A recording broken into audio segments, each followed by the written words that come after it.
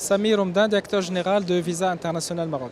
Nous participons à la troisième édition du GTEx Africa. Donc GTEx 2025, c'est l'événement FinTech, je pense, de l'année sur le continent africain.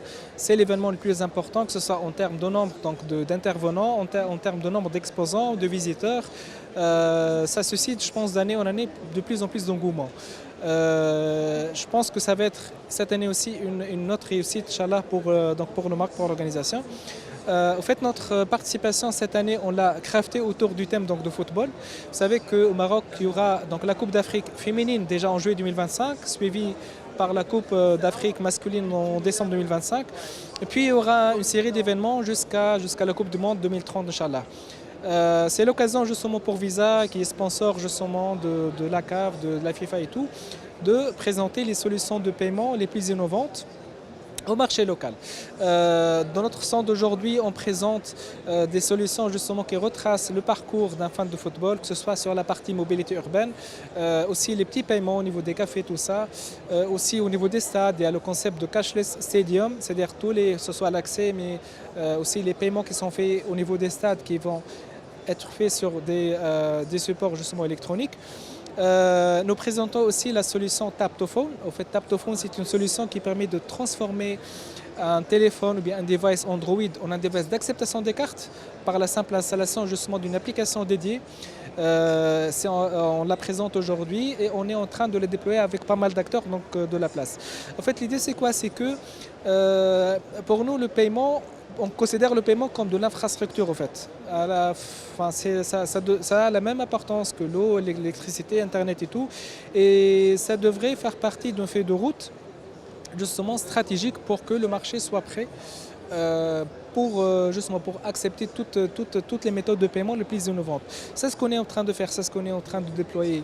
Je dirais que la bonne nouvelle, c'est qu'à chaque fois qu'on a présenté une nouvelle solution de paiement, une nouvelle technologie, ça a été très rapidement adopté et par les banques et par le consommateur final, donc utilisateur de la carte. Je cite par exemple le sans contact qui fait partie de notre vie quotidienne. Il y a quelques années, en fait, ça a été lancé en 2018, c'était une grande innovation. Mais le fait qu'aujourd'hui, on voit que la plupart des transactions en face-to-face se font en sans contact. C'est-à-dire qu'il y a cette adoption de la part du commerçant, mais aussi de la part du consommateur final. Ces 2 dernières années, au fait, on a travaillé avec tous nos partenaires bancaires pour déployer les solutions basées sur la tokenisation. Je pense que vous avez tous vu les annonces des banques autour de Apple Pay, de Google Pay, tout ça. Justement, ce sont des solutions basées sur la technologie de tokenisation, en fait, qui permet de donner un niveau de sécurité encore plus élevé, mais d'enabler une expérience de paiement beaucoup plus facile, beaucoup plus fluide. Alors tout ça, disons, mixé ou bien rajouté à la couche réglementaire, parce qu'on est en train d'assister à un grand changement justement en termes réglementaires pour l'acceptation de paiement.